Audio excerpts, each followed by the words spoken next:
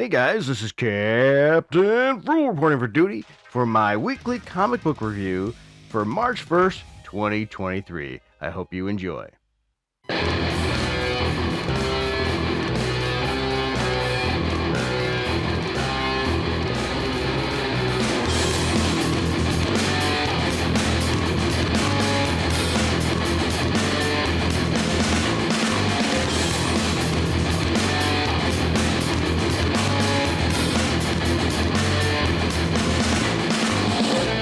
Alright, everybody, for those of you that are new to the channel, my weekly comic book review is where I grab a bunch of comic books and I review them, giving a score of 0 through 10.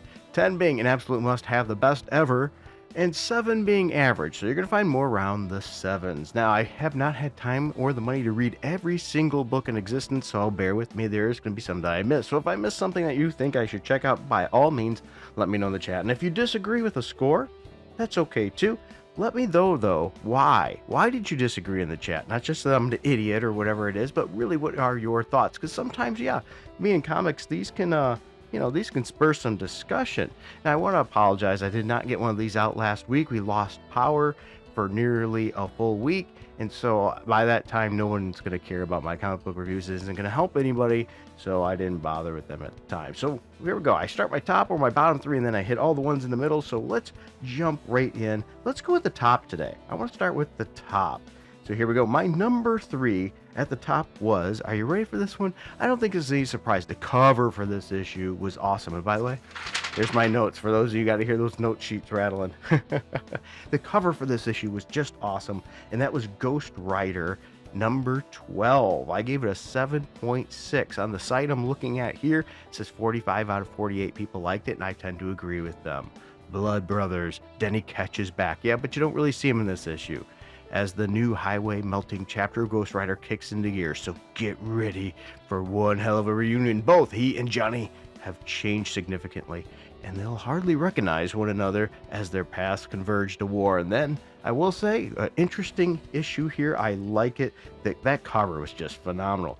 If this was an issue of cover battle, it'd probably win, that's for sure. It's definitely a cool cover. The issue had solid art. The story continues to be building and is good. But the only kicker is still, they keep teasing us. Catch. They keep teasing us with little teases with Danny there. But another issue without getting him. But I think next issue might be the one. Are we going to get Danny next issue? I sure hope so, because I think this is going to be a nice throwdown issue. The writer is Benjamin Piercy, the artist Corey Smith, and I think this is definitely an issue that you should be getting. Matter of fact, this whole series has been solid. I think it'd be mistaken to be missing it. All right, for my number 2. This one sort of surprised me a little bit. I thought the series, or should I say the miniseries, has been underwhelming. But when this issue came, the final issue of the miniseries, it really landed. It did a good job, and that's Batman vs. Robin number 5. I gave it a score of an 8. And this was the last issue of the miniseries, and I think if you haven't been getting it, it's definitely good to get on trade, if that's an option, or go back and get the floppies maybe. I don't know. It was an okay story, but the ending is what really hit it. On this website, 109 out of 120 people liked it. And is the finale. Will father and son reconcile or rumble? Well, I'm not going to give you all the information, but I will say it's an interesting story. The great twist at the ending. I think we need more memorable scenes like this between father and son with Damian and Batman. I think it really hits. We have a situation where Batman is hurt, but he has been taken over. But they need to get an exorcism to get rid of that thing out of him. But if they do that, it would kill Batman. So what do we do? Really nice ending of this one. Great, really well done. Sticking the landing of the solid art. I was quite pleasantly surprised. 8 out of 10. Mark Waid was the writer. Yeah, not my favorite of writers. The artist for the cover, as well as some other art. And there's Muhammad Astar. Good work. Good work on this issue. I have no complaints. I was quite pleasantly surprised. And now, are we ready for the top one, the number 1? Yes, we got to go to the number 1. This one really surprised me because so far I've been enjoying this story, but it hadn't had all the pieces put together and it didn't work for me. But you're ready? This week it did it. And it was DC Horror Presents Sergeant Rock vs. the Army of the Dead, number 6. Yeah, that got my number 1. And I'm not surprised, because looking at this website, Only 25 people reviewed it because it's not as popular of a book as Batman, of course, but 25 out of 25 liked it.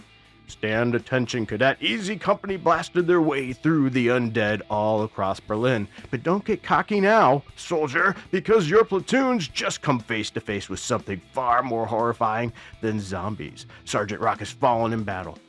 Could it be that Easy Company will be sending their fearless leader home in a flag-draped coffin? Well, I'm going to tell you what. You need to read this series to find out. The whole mini-series has been interesting. The art has been the weak point of this, but I will say it wasn't as bad in this issue, and this cover rocks. This was just, in my opinion, a great cover. You get a great ending in this issue as well, which segues to another potential series of Sergeant Rock, or a mini-series at least, and I think we need to be seeing it. Excellent action and dialogue in this issue. It is absolutely fun. I suggest getting this series, seeing Sergeant Rock and Hitler throwing down. Really, in my opinion, a can't miss, an 8.1 out of 10. All right, people, those were my top. But now let's look at the ones that hit the bottom, and then we'll check out the ones in between. Before we do, I want to take a moment to say thank you to these people, because these people produce this show. They help by supporting with Patreon and Subscribestar. You, too, can also help support the channel for as little as $1 a month, where you'll get special posts, special videos, additional add endings and things to videos, additional comment, and special deals. Sometimes I'll be putting up special deals of products where if you're in the United States, you can get extra special prices on these. So if you want some stuff and you see it here, I will get it for you extra cheap as long as I can if it's still in stock. So let's get to these people, because without them, with these people here, once again, this channel would not be possible. All right. So now, are you ready? Are we ready for the stinkers? Yeah. Yep, and there's some stinkers here. So let's hit the bottom three. Oh boy. Now, I know sometimes these are very subjective and these can cause some butt hurt, but once again, I try to remove my bias as much as possible, though remember, if we are human, we can only do so much. So my number 3 on hitting at the bottom, boy, is this one sink low, but this has been a crappy series in my opinion from the start to finish so far, and it hasn't finished yet, and that's Spider-Man number 6 with a 6.2. Looking at the internet, 36 out of 43 people liked it. I can't even believe that many would. But it says the end of Spider-Verse Part 6, the once and future Queen. We met possibly the most important character in all of Spider-Man-verse last issue. Chantra's big plan gets even bigger, and the last bit of hope is about to be crushed. And the artwork in this issue is good. Mark Bagley does a great job in the art, but the writing is Dan Slott. I know I have a history with Dan Slott, but I try to remove that and think of this objectively, and I'm going to tell you this.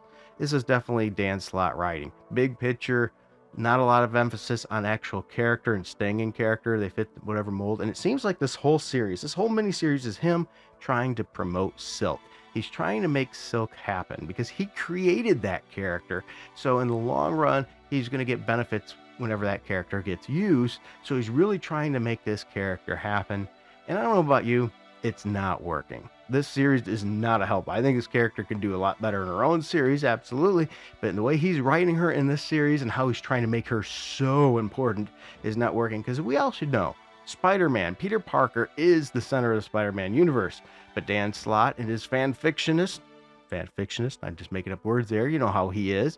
He's trying to make it Silk. Yeah, he's trying to make it Silk. And it's stupid. It just does not work. He keeps propping up Silk for his own personal gain. And so that's a negative there. But this whole series, not a fan. All these multiverses, we're going overboard with them. And Dan Slott's going back to the well of this again. And it's just not good. And that's my opinion. I'd like to know yours. What is your thoughts on this? Once again, the art is pretty good. I've never been against Mark Bagley. I always enjoy his art. But boy, is this story a stinker. But yet, that's not the worst issue. No, that was my number 3 at the bottom. And this next one, it did not fail to disappoint. What I mean by that is it disappointed. Absolutely. I didn't expect much from it. When they hype things up like this, it usually ends up being underwhelming. And by the way, Dan Slott's been hyping up that Spider-Man like crazy. But this one, whoo, it takes a lot to be worse than that Spider-Man. That's I am Iron Man number 1. I am Iron Man number 1 with a 6.1. And on the website here, 30 out of 51 people liked it, and I can tell you I see why. It was I cannot pronounce this person's writer, Murwa. I'm not even gonna try his last name. I apologize for that. And the artist, is Andotum. Once again, I'm going to ruin that too. Sorry, might want to look that up yourself here. But this is just a crap story. It's a bore fest. It's not good. It's a lame story. The whole issue has incredibly lame art. There's no impact. There's no feeling in any of the art. It just looks like it's all traced models or something to me. It just didn't do anything. This whole issue was a complete bore fest, waste of time. This is not Iron Man. This was an injustice to Iron Man. This is no way to celebrate Iron Man's 60th anniversary. This was a misfire on all cylinders. Skip this. Skip it, skip it, skip it. All right, and then my last one. This one probably everybody can predict, because if you know this issue's out, you know it's bad. All right, now, once again, this is controversial to some. Okay, bear with that in mind. But I have my reasons. Some people love to jump to other conclusions. But here we go. The number one. Are we ready? Yeah, I know it's bad. It's going to be real bad. So the number one of the bad is Tim Drake Robin number 6 with a score of 6. And looking online, I am not alone. It said only 39 out of 57 people liked it with an average rating. Average rating only a 3.3 out of 5 stars. And I gave it a 6, so that makes good sense. The final showdown. Tim Drake comes face to face with the villain who's been taunting Tim by using his meta-human powers to create ghostly animals. Yeah, it's lame as it sounds. When this Moriarty identity is revealed, all hell breaks loose in the marina. Can Tim Drake keep things afloat while simultaneously dealing with the relationship with Bernard? And this is writer Megan Fix-Martin, and she continues to disappoint. Yeah, it's expected. I think anything she writes now, you just know it's going to suck.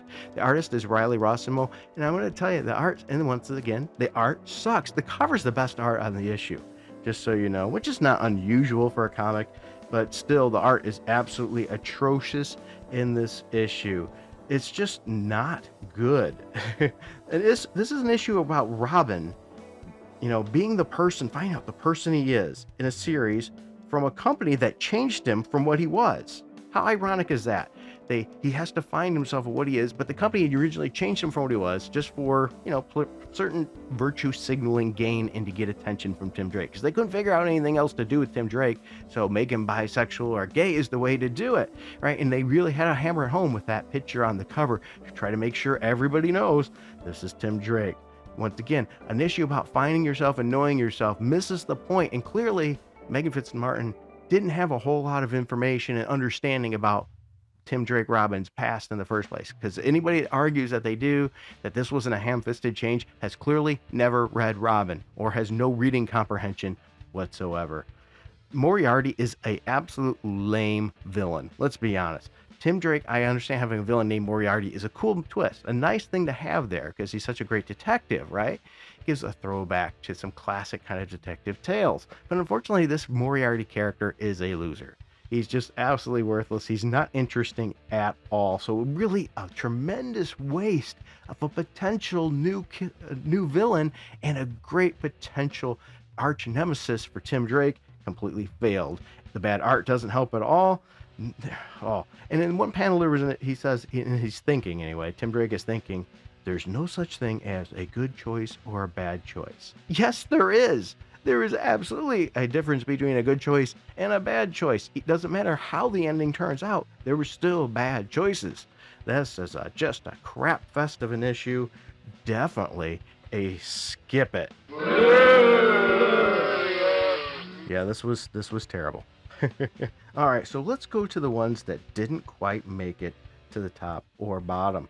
So these are the ones that fell in between. And my first one I want to talk about that fell in between is Venom number 17. I gave this issue a 6.9. Bedlam and beyond. Eddie Brock has faced down many monsters in his time, but few have been as terrifying as the one born of his own rage called Bedlam.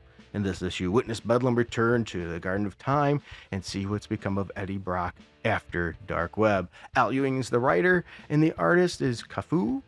Don't ask me, that's all I can say there. And I will say the art is decent. The cover is decent. The thing is, just like this whole series, I cannot get into this. I am not into this Al Ewing story at all. And this issue had action and all. I couldn't get into it, and I was bored to tears.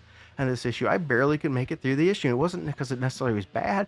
It was just meh. Usually when an issue's bad, you can get through it because it's so bad. It's like, oh my gosh, how much worse can this get? Right? But when an issue's just completely meh, it's harder to get through. Though I will say maybe I'm an oddity out on this, because looking at this website here, it said 51 out of 54 people liked it with an average rating of 4.1. So maybe I'm missing the mark. What am I missing here? Why do you think this book is good? Or maybe you don't and you agree with me and you don't understand how those people think this book is good, because that's how I feel. I just cannot get it at all. All right, this next one. Wow, this one I wanted to be better because this book is expensive. I should have known better, because this is sort of a cash grab based on the Shazam movie, and that's Shazam! Fury of the Gods Special Shazamily Matters #1. It did have 10 out of 13 people liked it, so not a lot of people clearly bought this. I got a 77 total, which is a 3.5 ranking, where I gave the book a 7, which makes sense. It's right around the middle. Door to Death, Darla Keepers, The Big Game, Crocodile Catastrophe, Time Out, and all these other mini stories. Has a lot of writers involved in it. Writers that were in the movie were taking a stab at it too. And maybe that's why it just wasn't good. It wasn't bad. Don't get me wrong. It wasn't terrible. The first story was good. It was a good start. Yeah, decent art. And the second story had absolutely lame art, and it's sort of a cheesy story. And then it was just all over the place. Sometimes the art was decent, sometimes it was a wreck, but the stories were all just meh. And they're going through all these doors, these infinite doors to see where they lead. And I get that. It's a nice premise. It's just none of the stories were really that good. And that's the thing. For an issue, if you're going to be paying $9.99 for an issue, there better be something good in it. And it was just, meh. Yeah, it was a lot of pages, 96 pages, in fact. But a $9.99 cover price for a book that's nothing but all the way through just seemed like a really missed opportunity. And they keep doing that with Captain Marvel, or Shazam, sorry. They keep missing the opportunity of this character with just mediocre passings. They need to do better. Do this character better, please. I want some good Shazam. I really do. All right, this next one that fell in the middle. This one's sad to me. I think it did better last month that it was released than this month. But you know what? They can't all be winners. And once again, it's hard to keep my bias aside, I suppose, because I'm a huge fan of this character. If you haven't been able to figure it out yet, I'm trying to hint at what it is, and that's none other than Captain America Sentinel of Liberty #10, where 42 out of 45 liked it, so it got a pretty good score, and I didn't give it a terrible score. I gave it a 7.01. Captured, Captain America and the new invaders are caught in the excruciating clutches of MODOK, the mental organism designed only for control. Can they escape before the Outer Circle completes its takeover of Manhattan and acquires a weapon that could change the course of history? No matter what, one of them won't make it out alive.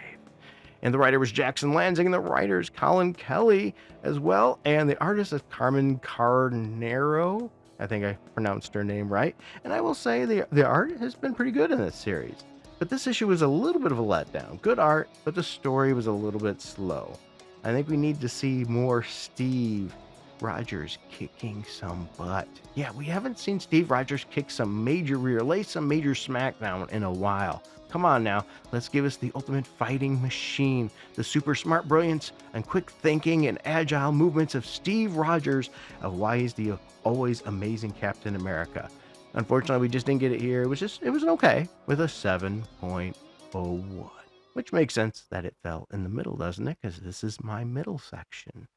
Well, this next one was a major letdown to me. I'm not saying it was a bad issue, mind you, but in my opinion, it was a major letdown because the character is so cool and did so well in the last time we seen him. And that was Cosmic Ghost Rider #1. I gave it a 7.02. The internet say 53 out of 67 people liked it with a 3.5 average rating, which makes sense. That fell right in the middle, average. And guess what? I gave it a 7.02, which is average. I agreed. Dual Identity, Part 1. Cosmic Ghost Stories. Stephanie Phillips is the writer, and the artist is Juan Cabal. Once again, if I butchered that, I apologize. First of all, the cover is not appealing. You need a cover that gets people's attention, especially if it's your #1. And with such a cool character, why you put out such a lame cover is beyond me. Vengeance reawakened in a far-flung corner of deep space. Frank Castle has eked out a quiet existence. His days as Comic Ghost Rider finally behind him. But across the universe, a vicious bounty hunter is leaving a trail of bodies in his wake. And his name is Cosmic Ghost Rider? When Frank's peaceful existence is shattered, he must suit up once more and face his most savage enemy yet, himself? Be there for the start of the sprawling space adventure with shocking twists and turns in the saga of Cosmic Ghost Rider. And there's the problem. It was just, it was okay. It really underwhelmed. The cover was, as I said, nothing eye-catching. The art is okay throughout the issue, but that's it. Okay. This story needs to be better. They need to do better, and it needs more excitement. It needs it now, or this will be the end of this series of people caring. And it doesn't look like it's off to a good start based on everybody else's interpretation. Some people go, hey, it had an average rating. Yeah, but it's your number one issue. It has to be better than average, right? A number one issue has to be better than average, or you're going to be in some trouble. All right, so I hit up all those. Let me double check my notes. I don't see any more in my notes there. Nope, that was it for this week. I hope you enjoyed this video. Please be free to share. Please be free to share any of your thoughts and opinions on the comics down below. Please be polite and kind and share your thoughts. That's okay. Let's just be a little considerate of everybody, because we do have different opinions. What should I have read, by the way? What did I miss? What do you think? And why am I wrong? All right, everybody. I hope you have a wonderful, tremendous day. Have a blessed week. You are all amazing. Thank you for sticking this out with me today. And until next time, keep it